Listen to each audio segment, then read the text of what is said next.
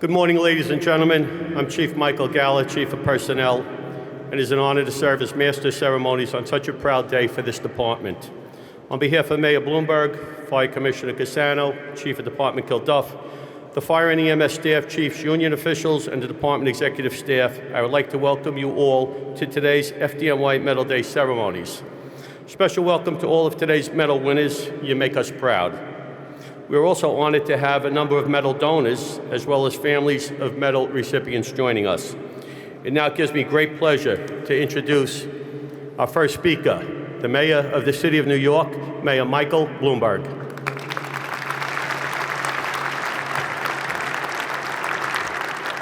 Thank you, Chief. Commissioner Cassano, Chief Kilduff, Monsignor Atlantic, and dignitaries on the dais, and all the friends and members of the world's greatest fire department.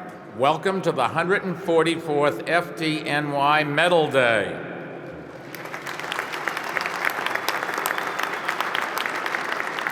We've gathered, as we do each year at this time, to pay tribute to the bravest of our bravest, to honor their exceptional acts of valor exemplifying the finest traditions of the FDNY.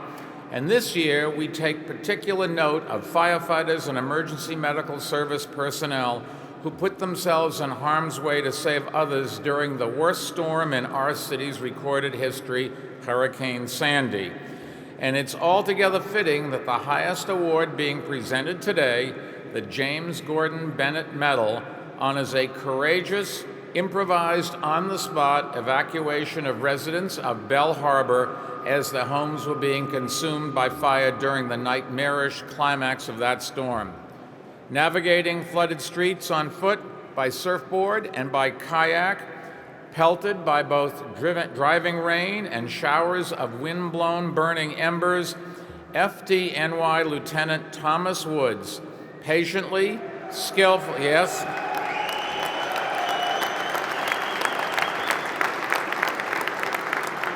Thomas Woods patiently, skillfully, and bravely led more than 25 of his neighbors to higher and safer ground.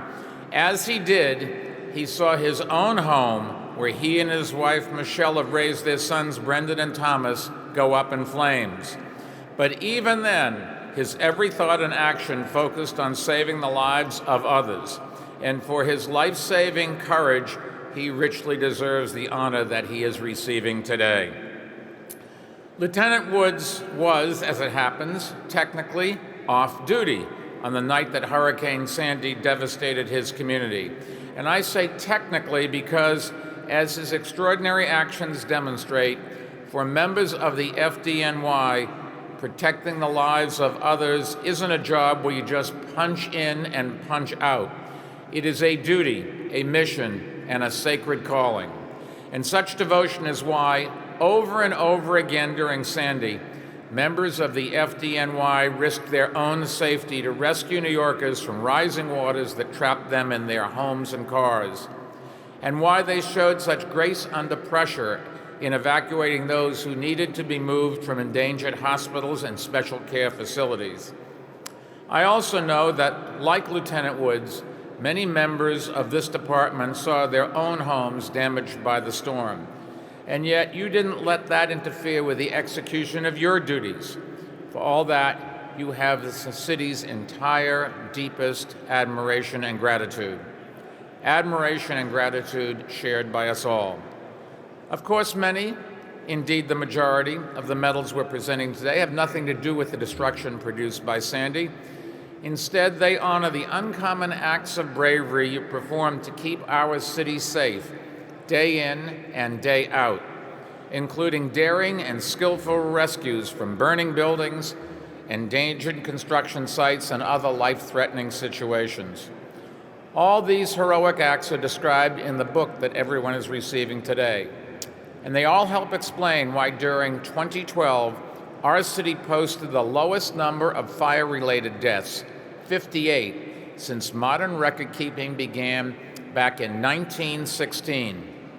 To put that in perspective, New York City has had fewer than 100 fire deaths during only 12 years in the period from 1916 to now, and 9 of those periods have come during the last 10 years. So we've been through quite a lot together. When I was first elected mayor back in '01, the FDNY was just beginning its painful recovery from the staggering losses sustained on 9/11. The remarkable record that this department has compiled since then, including your achievements in dealing with everything that Sandy threw at you last fall, just demonstrates how full and robust that recovery has been. The opportunity to be part of writing this new chapter in the long and proud history of the FDNY has been one of the highest honors that I and you will ever have, and it is one of the great privileges of our lives to participate. So in the months ahead, may God bless and protect each of you, and may God bless the greatest fire department in the world, the FDNY. Congratulations.